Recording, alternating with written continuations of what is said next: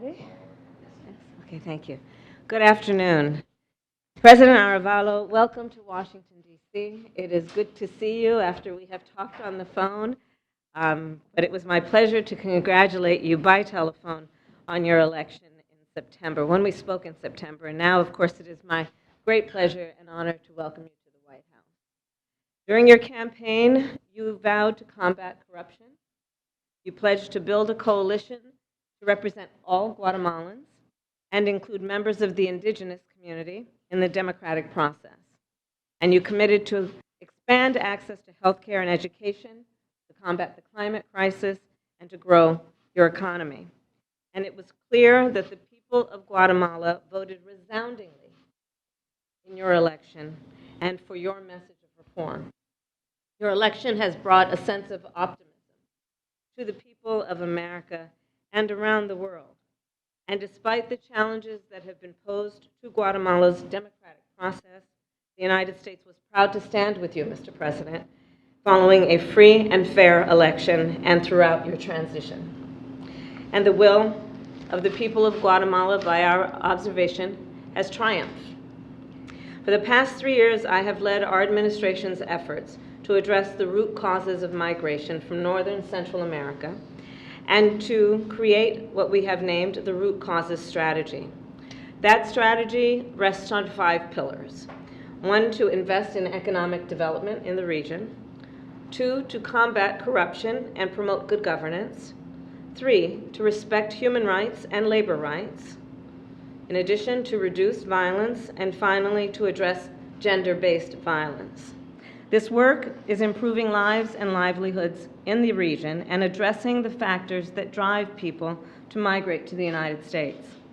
Mr. President, I believe your presidency offers an important opportunity for us to strengthen U.S.-Guatemalan relations and make further progress on each of the 5 pillars I have outlined. In particular, Mr. President, I commend you for your steadfast commitment to combat corruption. Corruption, of course, erodes trust in democracy and prevents governments from responding to the needs of their people. Corruption is also an impediment to U.S. investment and threatens economic growth. As American business leaders need stability, predictability, and rule of law to make their investments in countries like Guatemala worthwhile. And corruption, of course, empowers criminal organizations and perpetuates violence, all factors that drive people to leave their home country. Mr. President, as you hold corrupt actors accountable and promote good governance, we support you. Your leadership can help rebuild Guatemalans' people's trust in their institutions and give them a sense of hope and opportunity. Our work under the Root Causes Strategy represents long-term development efforts. The problems, of course, did not occur overnight, and the solutions will not be achieved overnight. Yet we have seen short-term progress in Guatemala, El Salvador, and Honduras. Thus far, the Root Causes Strategy has helped as many as 63,000 farmers increase their production and income, has reached nearly 3 million youth through primary and secondary education. We have trained more than 18,000 police officers and nearly 27,000 people to strengthen judicial systems. And we have supported thousands of labor and human rights activists throughout the region. When I first started my work on root causes, I recognized that we needed to involve the private sector in order to have a lasting impact on irregular migration. A critical component of our strategy has been to increase private sector investment in the region to help create jobs and expand economic opportunity. I believe that public-private partnerships are essential to combine the resources, the experience, and the expertise of the private sector with the reach and the capacity that only governments can provide. And growth and opportunity will far exceed what either the public or private sector can do independently. To that end, we have established Central America Forward, an innovative public-private partnership that over the past 3 years has been fueled by CEOs and philanthropic leaders around the world. I am pleased to announce that as of today, This partnership has generated more than $5.2 billion in private sector commitments, with more than 50 companies representing financial services, textiles, apparel, agriculture, technology, and telecommunications. Central America Forward has thus far created 70,000 new jobs throughout the region, provided skills training for more than 1 million people, brought more than 2.5 million people into the formal financial economy, and connected more than 4.5 million people to the internet. Today's announcement of more than $1 billion in new investments includes energy transmission projects to connect people to the grid, an initiative to transport crops from small farms to new and larger markets, construction of a new industrial park, and digital financial inclusion and workforce development programs. Our partnership has also created what we have named In Her Hands, which is an initiative to advance economic security for women. We have launched the Good Governance, Good Jobs Declaration, which includes a corporate pledge on the rule of law to support labor rights, combat corruption, and increase transparency. We have sent a team to Honduras to explore development of infrastructure projects and to expand an economic corridor.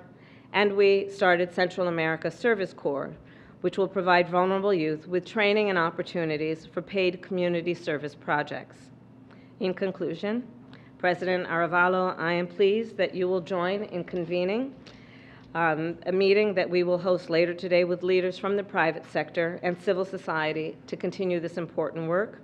And I look forward to a productive visit today and to a productive partnership, which of course relies on the importance and the mutual and I believe shared priority of transparency and candor to achieve our mutual interest to the benefit of all of our people. I thank you, Mr. President. Thank you. Thank you very much, Madam Vice President. Thank you very much for the invitation. It's an honor to be here today. And thank you very much for your leadership in helping us develop this new moment of promising new partnership between Guatemala and the United States. I view this as a historic moment in relations between our two countries, which share basic values and common interests and confront many joint challenges. Your ongoing work, which you have described in terms of the initiatives that you have been leading for the Central American region for several years now, are welcomed by all of us who want to strengthen the ties between Guatemala and increase prosperity in our region in general. I also want, on behalf of all Guatemalans, to express my deep appreciation for the support that the United States provided to our country during our difficult electoral process and presidential transition. The actions of the United States and the international community in support of democracy and rule of law were critical to ensuring that the popular will of the Guatemalan people prevails. This meeting today reflects what we believe will be continuing strong support from the United States for our efforts to consolidate democracy, strengthen public institutions, and fight corruption, and promote economic prosperity and sustainable development that benefits all Guatemalans. We recognize that just like the majority of Guatemalans, our supporters in the United States and in the international community have great expectations for what can be achieved in Guatemala in the next few years. My government is committed to doing everything it can to meet those expectations and to deliver results in the short, medium, and long term. And we also recognize that many of the problems we face are structural and long-standing and cannot be solved in a short period of time, nor without support and cooperation from the United States and other key international partners. So, as I said, this is a truly historic moment that offers great promise for strengthening our collaboration and advancing together as strategic partners on the basis of shared values and common interests. We will maintain our commitment as governments to foster engagement across sectors, to build a new democratic, and more prosperous Guatemala that offers opportunities for all to live and to thrive. Thank you very much, Madam. Welcome again. Welcome. Thank you. I'm going to show you. Yes.